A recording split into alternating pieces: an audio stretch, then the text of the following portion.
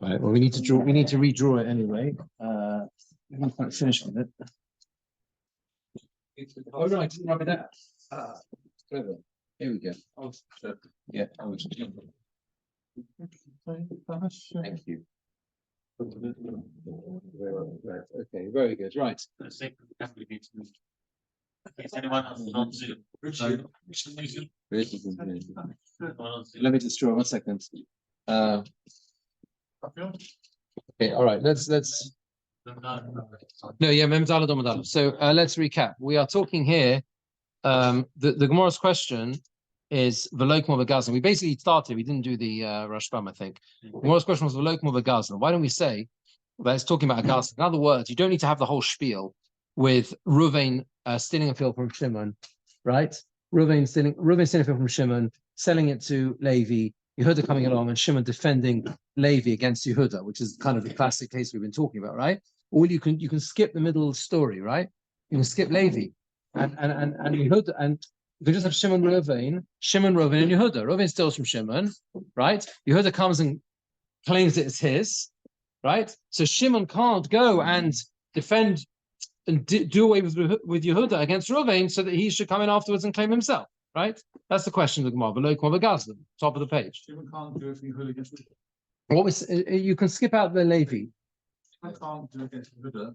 Shimon, we could say the same thing. Shimon can't testify against Yehuda to knock out Yehuda's Eidim, right? To keep the field with the Gazlan, with Reuven, right? Why?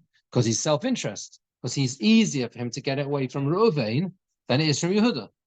We're assuming no deeds, no testing. Yeah. As we've always been discussing, we know that the Reuven sold it from Shimon because that's the case. Yeah, as far as we know, the Gemora says sorry, we know that Reuven stole it from Shimon. What we don't know is who is the actual owner, Shimon or Yehuda. That's right. That's what we don't know, right? Yeah. The Gemara says because we wanted to talk about the second case, which is machalo para machalo talis. You got it, second line, yeah. If he sells him a cow, sells him a talis, the dafka mecha.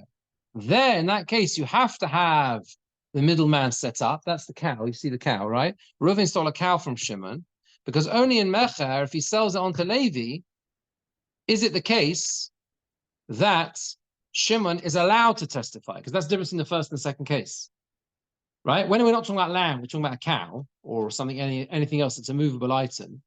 The halacha is that Shimon is allowed to testify because it's both combined. There's given up hope when it was stolen, v'shinu rishus, and it's also changed possession. That means changed possession in the hand of the gazlan. Person steals it and then sells it on, right?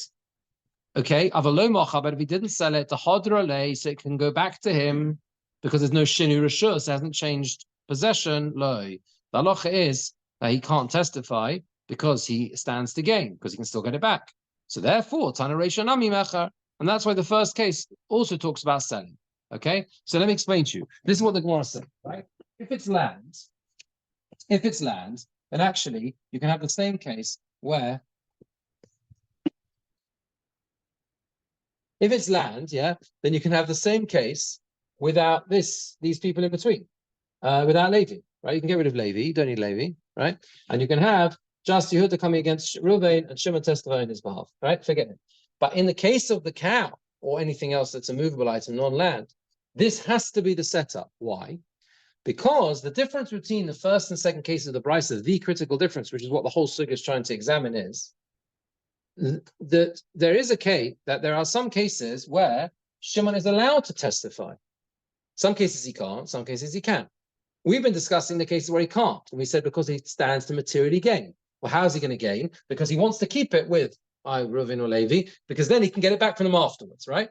But if the stolen item wasn't land, if the stolen item was a cow or anything else that moves, then the halacha is like this. There is something called yish, which is the person gives up hope, something's stolen, I'm never going to get it back, right?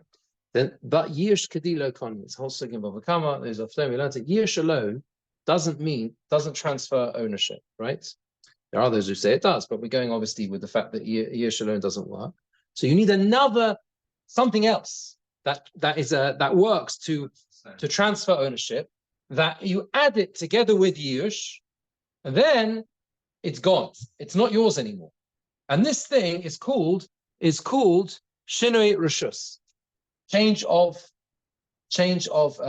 ownership, change of ownership. Now, this is where you've got to be a bit careful. Reuven stole it from Shimon. That's not a change of ownership. It means a change of ownership after it arrives in the Gazlan. Okay, if I steal a cow from someone else, obviously it's still can go back to the owner, right? I've got to give it back. But I've got to return the item, right? But if I steal something from someone else and then I sell it on to someone, halacha is that the original nigzal, the person who's stolen from her, can't get the item back anymore. Of course, he can take me to court for the money, for the value, right? 100%. It's not like he gets off scot-free. We won't take it away from Levi. Yeah, he can't get it back from Levi. If you buy stolen goods, from Reuven, Levi buys stolen goods from Reuven, he gave up hope once they were stolen, and then it was a transfer of ownership to Levi. The halacha is Shimon can never get those goods back. And because he can never get the goods back, that's why he's allowed to testify to knock out Yehuda's Eidim. Why? Because he can't, what benefit is there to him? He can't get it back anyway. So he's not Negea B'Dover. He can't get it back. So what's he going to gain? So he's, in other words, like this. In other words, what is he doing? He's testifying that Yehuda is not the owner.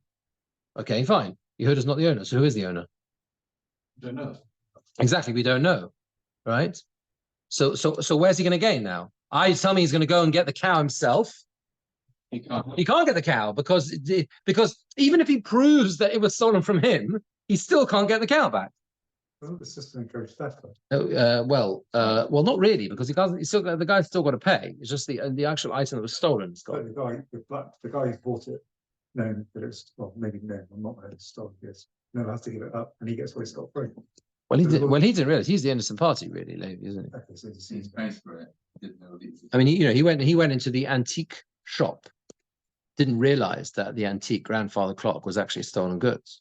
So you could argue that, on the contrary, we have a system in place to protect him from unscrupulous individuals. But what is Shimon actually? I mean, I don't know what English law is. I'm assuming that if you buy something that's stolen goods, I guess you probably do have to return it. I mean, this is obviously discussed in more detail elsewhere. It's called fencing, isn't it? Or is that selling? I don't know. Yeah, I don't know.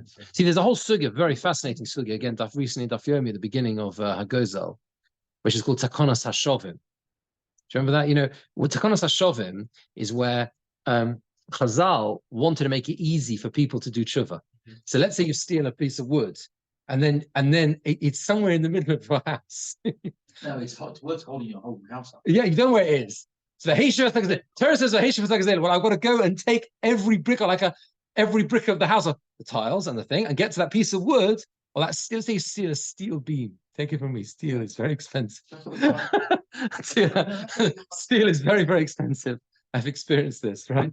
And he's, you could see the unscrupulous individuals. You could see the temptation to go into a steel yard late at night, steal a piece of steel. But how are you going to get the steel back? You're going to lose the whole building. So that's Takonos HaShovim. Chazal didn't make you return the item. Okay, you still got to you have to pay whatever. But there's all the sugya there anyway. I'm not clear what exactly is Shimon testifying instead. He is testifying that Yehuda's Eidim are false, for example, or anything like that. Something that will destroy. I don't know. He puzzles them. He says they're the Gazlonim themselves. They're not kosher eidos. He does something together with someone else, obviously, because one aid doesn't help. But he joins forces with another guy that disqualifies Yehuda's Eidim. However he does. He still wants to be repaid for his. But he's had a good stolen from him. Who? We're talking Shimon, aren't we? Shimon is testifying. Yeah, but he can't get them back. No, he wants the money. That's the Gemara's question. Is he gonna? That's the Gemara's question. He's still going to gain. Is he prejudicing that? Well, no. Well, this is the point. The point is, that's the Gemara's question. The Gemara says, okay, fine. So he can't get the item back, but by testifying that it's not, by destroying Yehuda, he's leaving the path open for him to still launch a claim against the thief, which will result in the thief having to pay him money. Correct. That's what the Gemara asks. The Gemara says, "V'seipon nami." But you understand so far that what we're saying is that you're right. The first case with the land, it could have been a much simpler case, a simple triangle, just 3 people, right? The only reason we bring in this extra 4th person, Levi, is just to create a scenario where he will be allowed to testify, where it's a movable item, right? The Gemara asks, though, for Sefer Nami, the Sefer as well, even though he gives up hope from the item itself, the physical item, the guf, yeah? Does he give up hope from the money? He doesn't give up hope from getting the money back. So he still stands to gain. By destroying Yehuda, he's in pole position to be able to come along later, prove that it's stolen from him. The item is with Levi, so that's gone. He can now get the money back from Reuven. If Yehuda wins, he's lost the money too. Because it was Yehuda's, not his. You understand? So that's the problem, right? So Gemora says, no, you can have a case where even the money he can't get. And therefore he's really not Negeva Dova. The case is to miss Gazlan, where the Gazlan died. This now the Mishnah says, goes to Machlis someone, the first Mishnah Perek goes, the last Perek will come. Goes to Machlis Bonom, someone who steals and then feeds his children, or leaves before them stolen items. Basically, the house, the father dies, and they discover the entire house is full of stolen stuff. Right? The halacha is B'turim el-shalem. You don't have to give back the Elgin marbles. B'turim el-shalem. They're exempt. Why are they exempt? Why are they exempt? So the halacha is they're exempt. Because they are. They don't have to give it back, right? That's halacha. Because they didn't steal anything, and that's how it is, right? They're exempt from they're exempt from paying it back. So that's going to be the case. So now what we've added here is a little chink in it. Yes, Reuven is dead, right? You understand?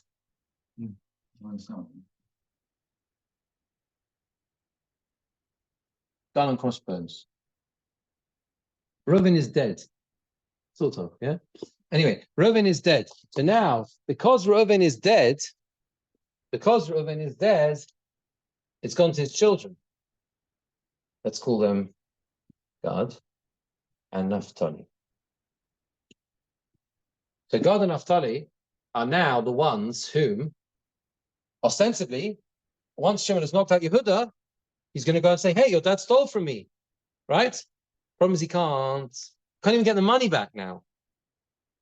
He can't get the item because the item's with Levi and you've got Yish and Shini Rishus.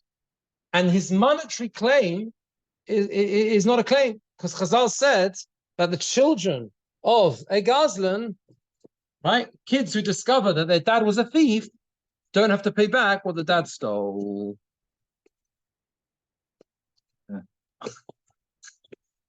But you understand? So what we've got now is what we have is a scenario where he is genuinely gaining nothing. And therefore that's why Shimon is allowed to come along with another aid and testify on behalf of and testify to destroy Yehuda's claim, because he's not going to gain anything. Does that make sense? Isn't also an argument that actually Shimon doesn't really matter what Yehuda does? As in, so if the cow goes to Levi, and Shimon doesn't, I mean, because it's kind of two things. When there's case of land, there's only one item, as it were, that you can get back. Whereas here, there are actually two items. There's a cow and there's the money. That's true. Okay, but... So if Yehuda takes the cow, it doesn't really matter to Shimon if Yehuda takes the cow. I mean, well, it does. No, it does, because if Yehuda takes the cow, on what basis is he taking the cow? By proving he's the owner. Which means by definition, I'm not the owner. Shimon's not the owner. So he loses his whole claim. If Yehuda's successful, then Shimon has to fight Yehuda. And remember, he doesn't want to fight Yehuda, as we said before.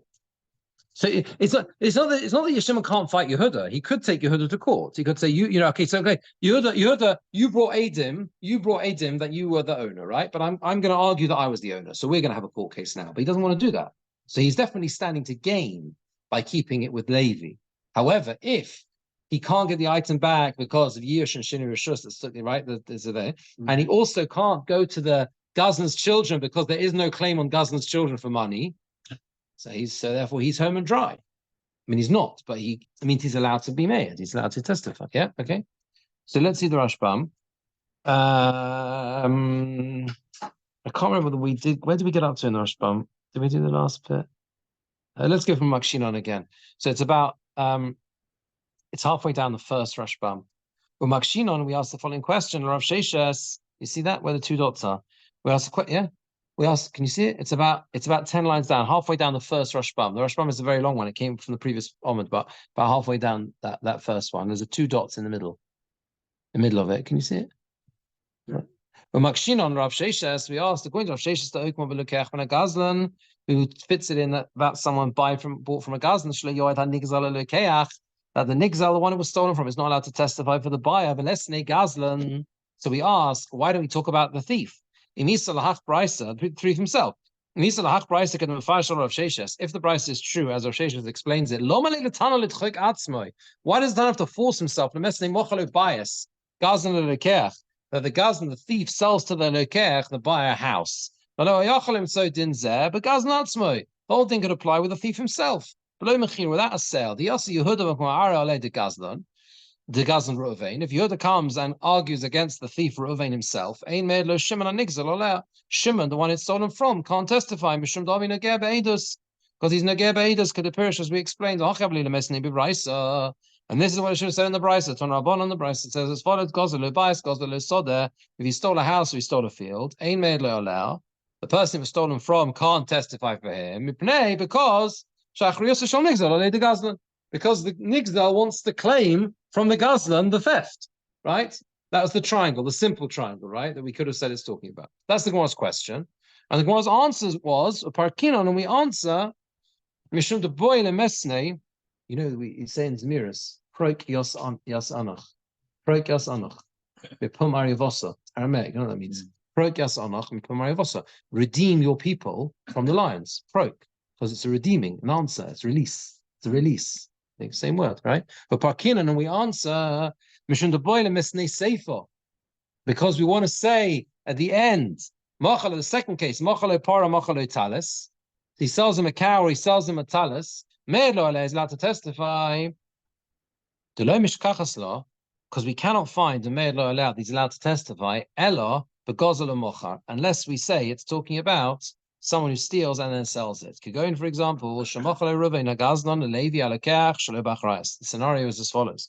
Reuven the thief sold to Levi the buyer, without any recourse. That means to say, the buyer, Levi, has no recourse back to the thief. Yeah? In other words, there was no guarantee, basically. He bought it without a guarantee. We'll see why that's significant in a minute. And Yehuda comes along and says, it's mine. Shimon, the one it was stolen from, is allowed to testify on behalf of Levi the buyer. It's all as it's on the board, yeah? You see, all the people are here, right? Yeah? The loved Yehuda, that it's not Yehuda's. He's allowed to testify that it's not Yehuda's. The Hoda Shimon the Levi, because Shimon cannot go and take it away from Levi subsequently. So therefore he does not stand to gain from the testimony. Okay, going, and the scenario will be, how is it that he doesn't stand to gain? Could go in the Shamine le Shimon di'ayish. That's important. We heard Shimon give up hope while it was still in Reuven's house. No assumptions he did, but we actually heard him. He said the police came to file their report, and he said it's gone, finished. I know I'm never going to get it back. Right? Before he sold it to Levi. So the years has to happen while it's still with the Gazlan. That's important. All these things are discussed elsewhere. Like, to have a Yush biyad Gazlan. Yeah? You have to have it, there's a very specific order. It has to happen like that, right? They gave up hope while it was in the hand of the thief. And then you got the change of ownership by the transferal to the buyer, to Levi. Even according to one who says in the last Perek HaGozel and Bava Kama, the last 2 Parakim are both called HaGozel, yeah? So you have a Gozel Kama and a Gozel Basra. Yes? Reuven is alive or not? Pardon? Reuven always stays alive. Reuven, sorry. No, forgive me. Yes, Reuven is alive. Yes, we come back to that piece later. Yeah. At the moment, we assume he was alive. Yeah. Sorry. So the issue is because Shimon was Miyayesh. That's the issue. Well, it's the 2 points. Shimon gave up hope while it was in Reuven's house, and then Reuven subsequently transferred it to Levi, and that's why Shimon can no longer get it back. Right? How do we know that timing? How do we know that? Well, how do we know that Shimon gave it? No, we heard him. We know that it's a fact. It's a fact. The Gemora is doing is explaining what the scenario needs to be in the second case in the Brisa for Shimon to be allowed to testify. We're creating a scenario that it must be talking about. It's called an akimta in order to try and explain what it's talking, right? It's really okay. Even according to the one who says in the last parak of Avakama, Yish Kadilo Koni, the Yish alone who can't is not Kona. Right? That means if you just have Yish, just gave up hope, he's not Kona, doesn't acquire it. The person who took it from him. Yish v'shinu rashus Kona. Even that Mandama holds that if you have both Yish and Shinu Rashus together, that means to say you gave up hope and subsequently it transferred ownership to someone else, then he acquires it, and the buyer acquires it. It has no rights at all to the original owners anymore. Therefore, he's allowed to testify for him. That means he's allowed to testify for Levi. Because even if subsequently the person who it was stolen from, that's Shimon, brings witnesses that Reuven stole it from him, he can't get it away from Levi. The Kana, the Yish, because Levi has legitimately acquired it through the process of Yish and Shinu Rishus. However, if Levi's legitimately acquired it from through the process of something and of Yish and Shinu Rishus, change of ownership. The change of ownership takes place. I would argue that No, one second, let me explain to you. The change of ownership has to take place after, it seems, I mean, it's all discussed elsewhere, after the Yish. So it has to be the way it's set up here, right? So Reuven stole it from Shimon. Shimon says, forget it, it's gone. I give up hope, right? Subsequently, Reuven sells it to someone else. That's called Shinu Rishus, changing ownership, right? At that point, the buyer owns it. The buyer owns it, right? That's how it is. In modern day terms, someone goes into someone's back garden, right? In the middle of the night, they take a bike, okay? The next day, they sell it on eBay, right? That bike is legitimately owned in halacha by the person who buys it on eBay, as long as the owner has given up hope. We heard him. He said, "I forget it. I know I don't get it. People have bikes. I didn't get it marked with one of what they do. You know, they mark the bikes with these. Never. He says, I'm never going to get it back. I know it's gone. Right? Because he won't know about the sale. He won't know about the sale. That's true. But if the point is that we know whether he's given up hope, because he said in the morning he gets up, he opens his curtains, he sees the bike's gone, he says it's finished, gone, never going to get it back, which some people would do. But if it had been sold before he noticed he'd been away, and it was sold before he comes back from the holiday, and he finds the bike's not there. That's interesting. And it had been That's sold. called Yish Shalom Midas. Yeah. That is Yish Shalom Midas. That is Yish where you Well, weren't aware of it. That's the famous machlokas of Abai and Rova in Elam Metzias. Like that's one of the Yalka Gums. Yeah. Well, the halach is like Abai, unusually, right? Yish Shalom Midas. Whether Yish Shalom Midas is considered to be Yish or not, although there it's talking about Aveda. But anyway, where it's a lost item, right? Where you didn't know, it's a lost item. What? From the train. What? We talked about that. Did we? Start from the train. And you're not sure if you. Is that right? I don't know if we did it, but I mean, it's all when you get once you get this far into Baba Kama, yeah. So it starts revolving Right. a little bit. All of the the different cases, yeah. Because really, Baba Kama is one Masechta. This was the sugya. It was yesterday's daf, no? Mm-hmm. Didn't it mention it? Kol echad Masechta, right? What today is? Yeah. Was it this morning? Maybe it was this morning. It was this morning, was it? It was a long A long time ago, yeah.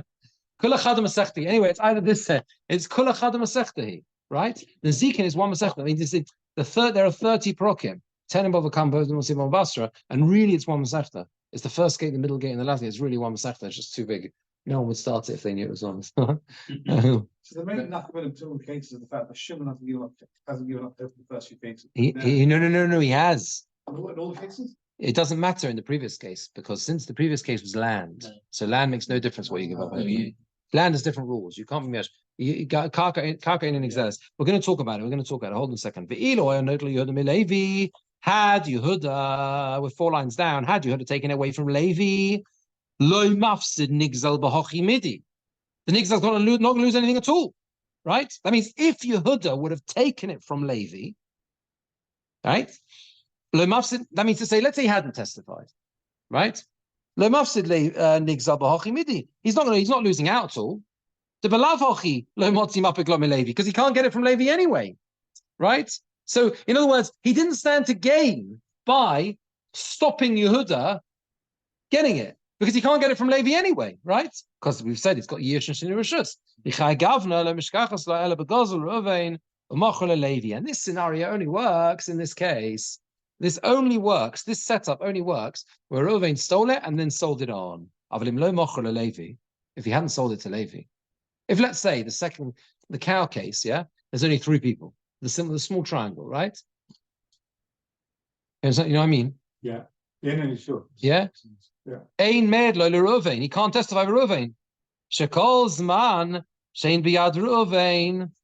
Because all the time that the animal, the cow, is in Reuven's hands, Shekol zman shein biyad Reuven agazlan, all the time they're in Reuven the gazlan's hands, motzi mapik lehu nigzal minei. The nigzal can always take them away. He can always get it, right? That's why he stands to gain by testifying for Yehuda. But Avagav the Yash, even though he gives up hope, because Yish alone is not Kona. Therefore, Ein Med Shimon Reuven. Therefore, Shimon will not be allowed to testify for Reuven. She'enu Shel Yehuda, that doesn't belong to Yehuda. Kinugeh be'edasu, because he stands to gain to miyad Reuven motzimapik lehu, because he can get it away from Reuven. Av miyad Yehuda le motzimapik lehu, but from Yehuda he can't get it. Me'achar sheyizkeu sheyizku based in al pi edov, because the based will give it to him, since the based are giving it to him through his edim. All right. You understand that what we're saying is like this, is that in the case of the cow, yeah, we can't get rid of Levi like this, yeah, we can't get rid of Levi, right? And just put Yehuda over here. I have to get it all back again. All right. Anyway, we can't get rid of we can't do this, right? Why not? Why not? Because yeah, that means Yehuda's here.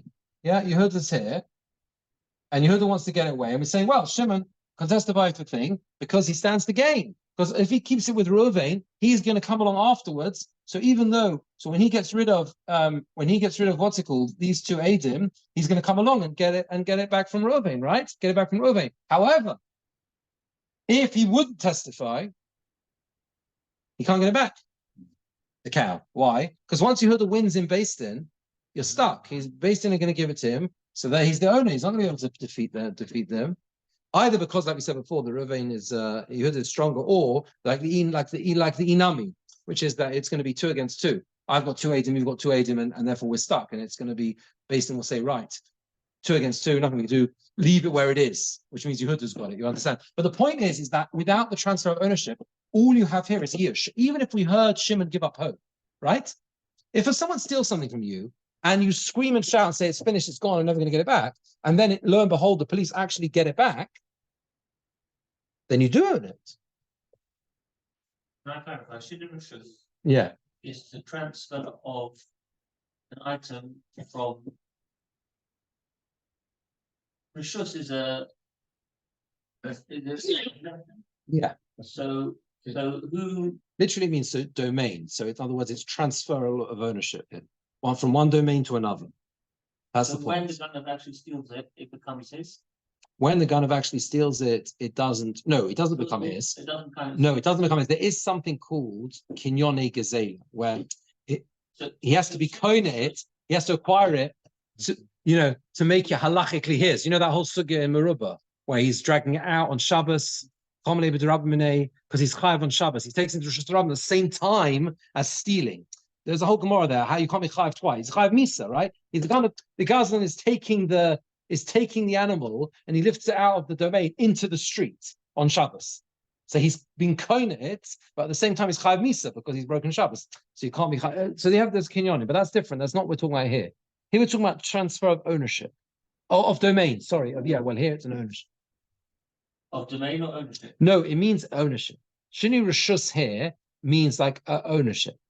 It doesn't mean walking from field A to field B. Look, I think here we're talking about sale. How is Shinu Rishus affected? It's affected by him selling it to Levi. Okay, we're selling it to Levi, right? That's what we're saying, right? And that was our case, right? So Yehuda is coming along and attacking Levi like this, right? That's our case, yeah. The Gemora is going to ask Why do you have to say it's talking about sale? Why can't we have no Levi and just a Yerush?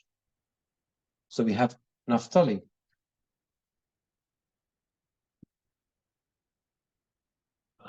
Later on, the Gemara is going to ask that question because that's also Shini Rishus. Yerush here and change of ownership that way. It's changed possession. The Gemara is going to ask, well, look, come up a Yerush. Doesn't have to be talking about a sale. Can we just be talking about, okay, what the Gemara gains from that? Okay, whatever, we'll see. But what? Yes, still Shini Rishus. No, but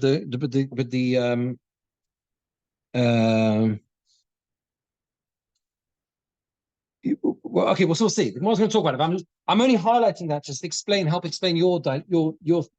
When the Ghana steals it, Yes. He through Kinyon Zayla or whatever, Yes. the rules that apply to him as a Ghana for Gazlan or whatever, he has some form of acquisition. Correct. Like in a halachic sense, because he owns. Yeah. Pardon? In a halachic sense. In a halachic sense, meaning he has the ability to be able to transfer back. Yes. Very important point. Absolutely, 100%. There is a whole thing called a gazlan has to acquire it halachically in the sense that makes him now a gazlan. So it's in a sense in his domain. That's much debated and discussed in like the Achronim and like what does that mean? In what respect? Does he actually got a kinyan in it? Does he own it? Okay, fine, right? But in this respect, yes, that means he is therefore able to sell it. I mean, he can sell it because he actually does. It physically moves from point A to point B, right? Whereas land doesn't, and that's the difference between that land, right? But that's right. But also, you see a classic example of the Torah says it himself. The Torah says it itself, right? Because if a Ganav steals something and he's tovach umochar, so he sells it, so he's also done that. I think the Gemara discusses that, right? In the classic case of Mechira, where you're chayav dalad v'hei, right? That's a special case for sheep. Right, but the same thing has happened. You've sold it on. No, a special case in a sheep, and the Torah says you're chayav. You're chayav for that sale. You're chayav for that sale, the change of ownership. Yeah. So that's where, so obviously you can do that. So anyway, let's see the Gemara. Let's see the Rashbam. Sorry, he's carried on. So me'achash is skill based on the mishkachas lo the sefer ela begazal umochar. You with me? About 4 lines till the end of the Rashbam, or 5 lines. Since the sefer, the last case, can only be a scenario of stealing and selling. That's why the first case also talks about stealing and selling. Yeah, has to be talking about stealing and selling both cases. And it comes to tell us this is the critical bit. And the whole chiddush here is to tell us that when it comes to stealing and then subsequently selling, there is a distinction between land and movable items. Because with land, you can't testify. Because you stand to gain. Because we'll go back to him. Because the process of giving up hope and then transfer ownership does not work with land. The karka in an exelis, because the halacha is that land cannot be stolen. You understand? Mm. It doesn't work. Yeah. Now, you have to understand what that means. Karka in an exelis. Karka in an exelis. I can steal your land, but if I like try and work in your land, it means that land doesn't leave the ownership of the bailim. Those kinyone gazela don't exist in land. That's really what we're saying, right? It doesn't. I think that's what we're saying. You understand what I'm saying? So that. Yeah, because you can't physically steal it, and then we have a rule which is karka in an exelis, and because karka in an exelis, it means that if this cow is not a cow, but it's actually a piece of land, then even if the same story happens, that means Reuven stole the land from Shimon. What does it mean he stole the land? He brought his combine harvester in, right? He's using the land. So he steals the land from Shimon, and while it's in Reuven's domain, Shimon screams and says, "I've given up hope. It's gone. Forget it. I'm never gonna see it again." And then subsequently he transfers it to Levi. That means Levi's now got his combine harvester in the land. It doesn't matter. It's still in Shimon's domain. It still belongs to Shimon. Karka in an exelis. Right, you got it? So that's how it is. But when it comes to metaltalin, he's allowed to testify because the buyer has acquired it through giving up hope and change of ownership. and it's never going to go back to the person who testified. Because we hold like the Mandamar, like of the Mandamar, and the person in the opinion of Gozel who says the Shinu Rishus Akach Yish Lo Kanya. That Shinu Rishus followed by Yish is not Kona. This is why it has to be that specific order. If let's say he changed domain and then he gave up home, sold it first to lady, and then he got that won't work. Although the Yish for Shinu Rishus, but if it's in this specific order that he gave up hope before it left Ruvain's hands, before it was sold, Hakol Modim, everyone agrees the Kona Lokech, the buyer acquires it, Lehadra Gazela Lamora, and the theft item, the stolen item is not going to go back to the owner. Element of Gazlan Yitala Nigzal Domeha, but rather from the Gazlan, yeah, Yitala Nigzal Domeha, the person who's stolen from will take its the value. That means you understand that? From the Nigzal, the Gazlan, from the Gazlan, sorry, he will take the money. He takes the money. Of course, he gets the money back, right? At this point, we're going to come on to the second stage, which is when he can't even get the money back. But this one, we assume he can get the money, right? But the point that Rashbam is bringing out here at great length is that this is the key difference between the first case and the second case. Yeah. Look, if you go back to the Brisa, it's worth seeing it inside. Look, go back to the Brisa, which is the third line down on the previous Omid. This is the whole thing we're trying to solve here. Yeah? Toner Rabbanon. You see it? Mochalo bias. You see it 3 lines down. Toner Rabbanon. Mochalo bias. If he sold him a house, Mochalo soda, he sold a field. Now these are both karka, land. Ein med lo aleh. He's not allowed to testify for him. That means to say, the person it was stolen from can't testify on behalf of the person it was sold to, Levi. Why? Because he stands to gain, because he's going to go searching, he's going to go and try and get that land back himself afterwards. Land. Not sheep, not cows, land. But he stands to gain in the case of the sheep as well. How? So if Yehuda claims the cow from Levi, how does Shimon prove that Reuben stole the cow from him in the first place? That's right. We're going to come on. That's right. He's going to have to do that. Yeah, and that's the problem. We'll get that. And that's what we got to solve that problem. Yeah, but before we get there, but if he sold him a cow or he sold him a talis, which is movable, he's allowed to testify on behalf of Levi, the person who bought it, because he does not stand to gain anything, because he can't go and get the talis or the cow back, because it's been years and shinurusha. So that's how the Brisa is explained now, according to what we've said so far. Okay, so now go back to the Rashbam. Rashbam now says, but the question we ask is as follows: in the latter case as well, you'll see now, Jeremy, why is the person that was stolen from allowed to testify for the buyer, and take it away from Yehuda, Levi, and keep it in Levi's hands?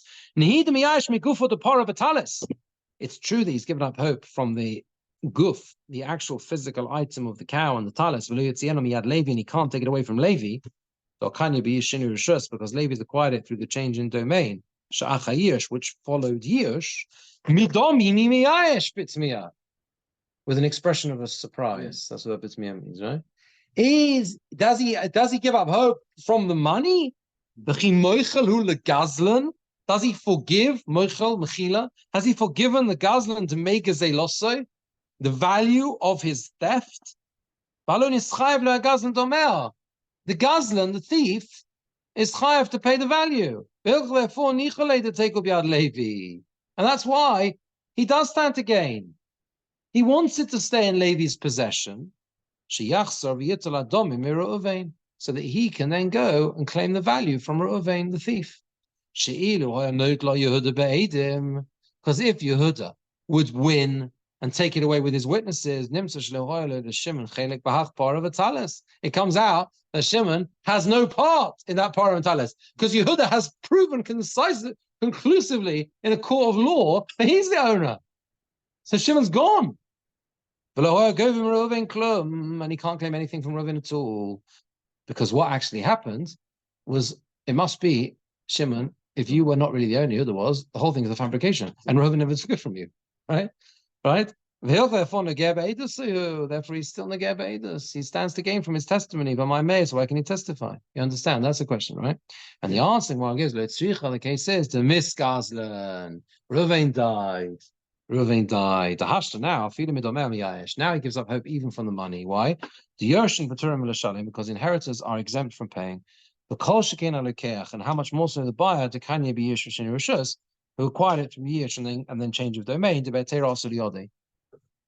So it came to his hand in heta. It was it came to his hand in a permissible manner. So, in other words, if you might think, well, maybe you can go to claim it from the buyer, but you can't claim from the buyer, obviously, right? So you can't claim from the buyer, and he can't even claim it from Reuven's Yorshim, his inheritors. Disnana goes therefore made is allowed to testify but he does so because he's not standing to gain from his testimony. Umachel is bonov, and he gives his children to eat. Even though his children themselves benefit from the thievery, the Turin, they are exempt. They did not steal anything. You see, Machel is bonov is a chiddush, because they actually materially gained. That's worse than the case of them finding the grandfather clock in the house and discovering that actually they now own a piece of stolen goods. That's different. Here they actually ate. They benefited from the stolen money, right? Or he left in front of them, a physical item like the grandfather clock, which is still in existence after his death. They are exempt.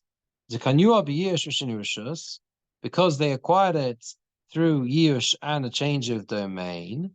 Inami, alternatively, when they've already consumed it, as we explain over there. Okay, so the Rashbam doesn't go into great length here, but obviously this is discussed in that Mishnah, or in the Gemora on that Mishnah in the last paragraph of the Chaim. Why? Why is it that the inheritors of the person who died, the thief, right? Why is it that they don't have to pay back? So if they consume the item already, maybe it's because of something like to do with they're not chayav to pay back, right? Once it's already been eaten or whatever, they've used it up, they don't understand. But even if they don't, and it's still in existence, they don't have to give it back, either because why? So the Rashbam tells us because they also acquire it through Yish and Sheni Rishus.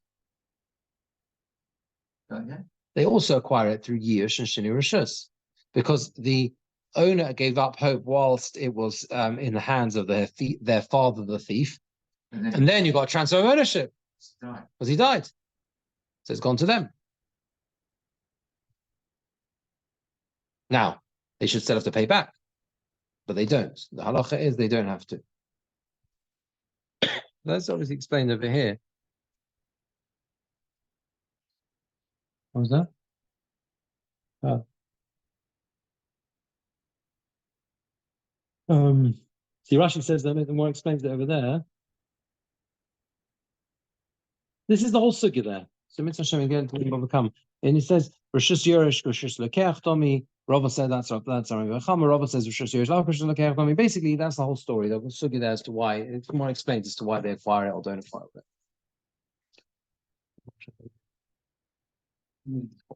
The point is they do acquire it, yeah? You with me? So what we've done now is we've come up with a case where, because Reuven is dead, and therefore it's now gone to his children who are called Gad and Naphtali, and they now have the the money. So the cow is with Levi. The cow is with Levi. That's where the cow is. The cow is with Levi over there, and the money is Reuven. Well, the money is now here. Here's the money. So he can't get anything.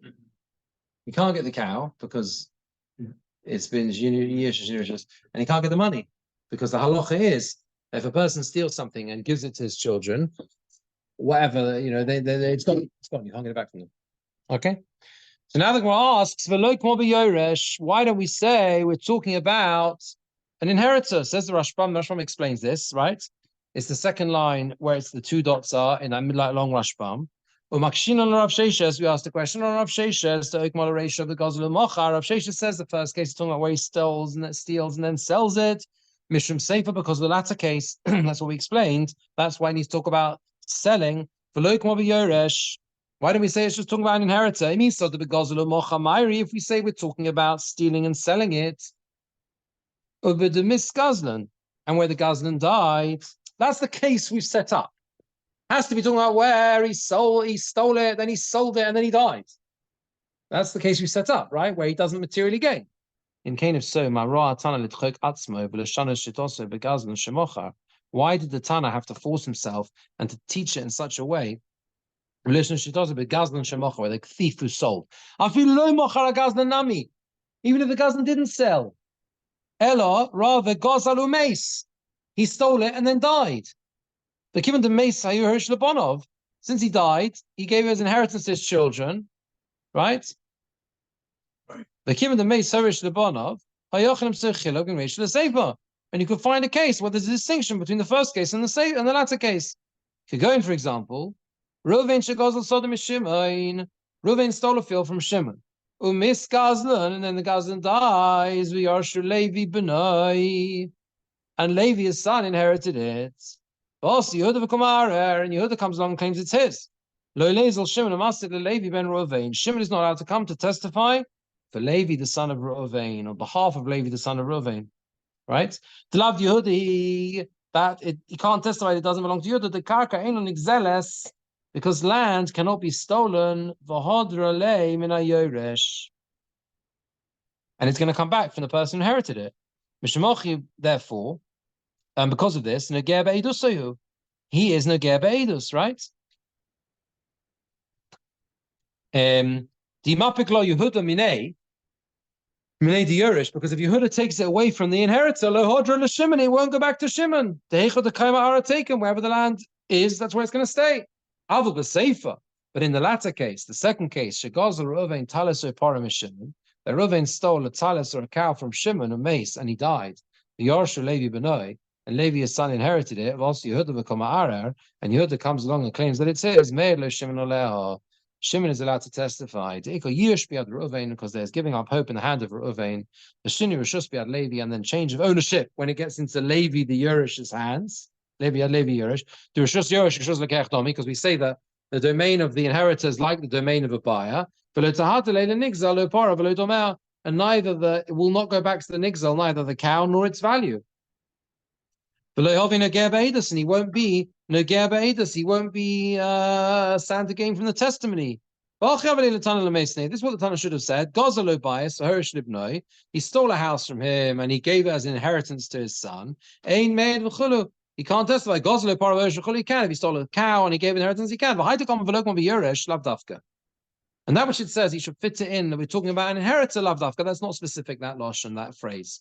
Rather it should say, yerish. It should just be talking about a yerish, an inheritor. That should be the setup.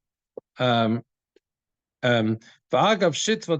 just because it just went with the flow, the Makshilin Rav Sheshus, they asked the question of Rav Sheshus to Mefarish from Okilo Begaznan, it says it's talking about a thief.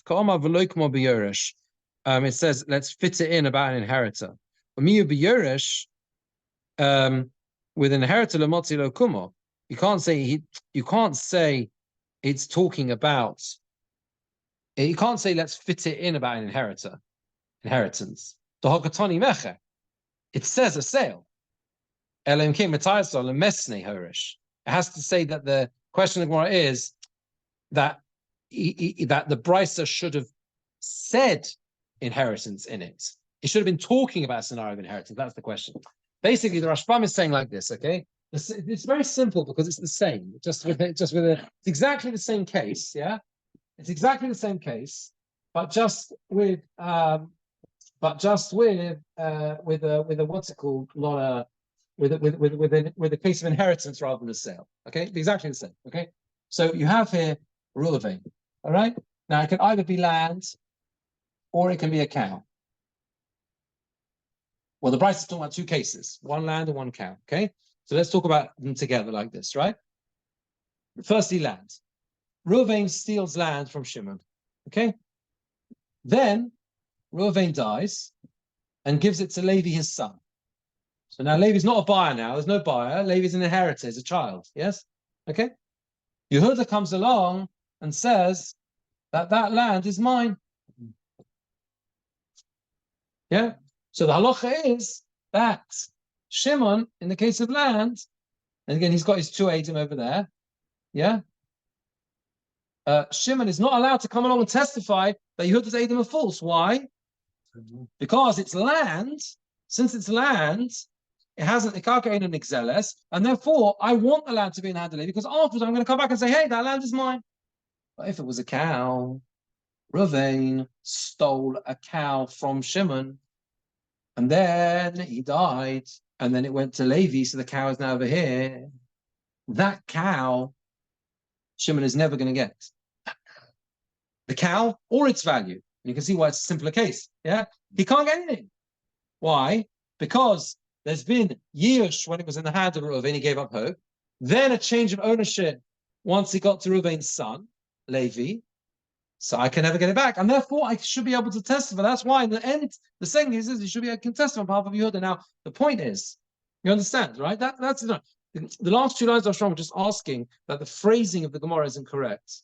It is lav dafka. The one says the loikma, why don't we fit it in that it's talking about a case of inheritance? That means Rav Sheshes should fit it in that it's talking about a case of inheritance. That doesn't make sense because it clearly says sale. You can't fit it in that it's talking about an inheritance. It says sale. And therefore, what the Gemara really means is, no, we're finishing. Velesne.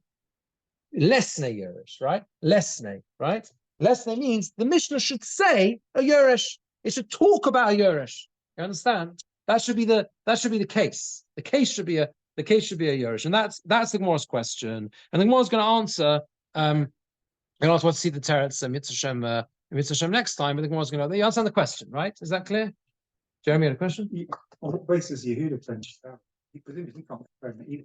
Who? Yehuda in this case. He can't claim what? Cow.